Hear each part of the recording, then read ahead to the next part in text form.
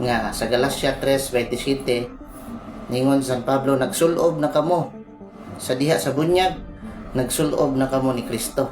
So in reverse na, kung dili mabunyagan ang bata, wa magsulob ni Kristo. So naghisgot man tag bunyag, so naa ba kay masupport nga verse nga kinahanglan ang bata nga kuan bunyagan. So sama sa gilabay nato sa mga ubang sikta nga ano kuno ang bata bunyagan wala pa may pagtuo. So nakay ka support nga kuan na ikatubag nato sa atong mga pinalanggang igsuon sa laing sikta. Na ang rason jud nga nung kinahanglan bunyagan tungod sa salang panulundon katong gidiscuss ni Paricol. So ngano kinahanglan mang bunyagan ang bata? Tungod bayad jud sa sala mao man ang kamatayon. So mo na nga kinahanglan ang bunyag kay matud pa sa Ginoong Hesukristo San Juan 3:3. Gawas ang tao matao pag-usab sa tubig ug sa espiritu dili makasuod sa langit.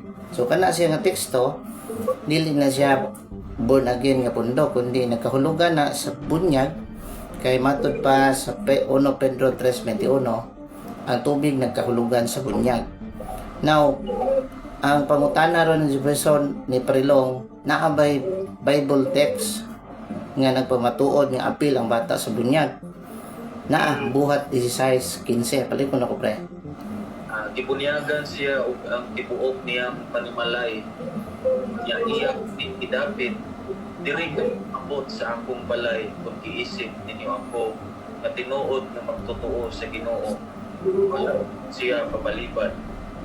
So muna buhat 16:15 nga gibunyagan ang tibuok panimalay. Ang panimalay nag-comprise na sa amahan, mga anak ug asawa. Kaya sa Church Fathers po si Origen, usa ka church father, nagingon na siya nga ang nadawat nga tradisyon sa simbahan gikan sa mga apostoles apil na ang mga bata sa bunyag. So why rights ang mga bagulang sikta nga nigawas ron? Kay mo-question sa infant baptism na to kay sa 185 to 253 AD matud pa ni Origen usa ka church father daan na nang gitudlo sa simbahan sa tradisyon sa simbahan ang infant baptism nga ang mga bata apil sa bunyag. Ang punto ko na kay gusto ang Ginoo nga maduol ang mga bata niya. O taningon siya Mateo 19:14 ayaw ninyong pugni nga moduol kanako ang mga bata. Mo na nagbunyag ta kay at the moment nga mabunyagan ang atong mga bata ma-incorporate siya sa lawas ni Kristo nga mga simbahan nga matud pa sa Catechism of the Catholic Church paragraph 1213 nga ang baptism mao na siya basis to Christian life. So dili mahimong Kristiyano ang bata kung dili mabunyagan. Mao na ang simbahan magbunyag og mga bata tungod kay aron mahimong Kristiyano nga sa Galacia 3:27 ningon San Pablo, nagsulob na kamo sa diha sa bunyag, nagsulob na kamo ni Kristo. So in reverse na, kung dili mabunyagan ang bata, wa magsulob ni Kristo. Mo nang di na to pabuton nga mudako ang bata kay simba ko katong gingon nimo Paricol nga mamatay ang bata. So kinahanglan siyang mabunyagan tungod kay ang bunyag mo ni ang doorway, gateway sa 6 sacraments. Kabantay mo itong bunyag ni Inday, ang bunyag, ang setting sa bunyag na dapit sa pultahan, sa simbahan. Basta mga dagkong simbahan, mga katedral, dagkong simbahan, karang simbahan, ang bunyag, ang setting nga naa sa pultahan.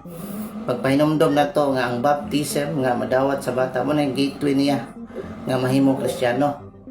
Mahimo siyang membro sa lawas nga mistiko sa itong Ginoong Hesukristo nga mga simbahan.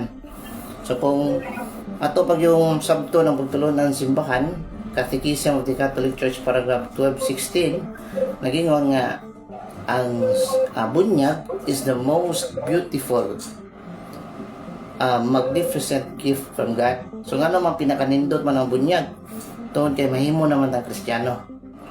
Mabitaw ng sa buhat 2:38 ningon San Pablo, pagpabunyag mo sa ngalan ni Kristo kay aron mahimong Kristiyano ang mga bata. So wala, di na to pabuton nga modako ang bata tungod kay ang tao man ang bata.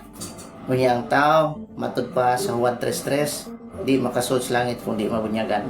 Mga tubag.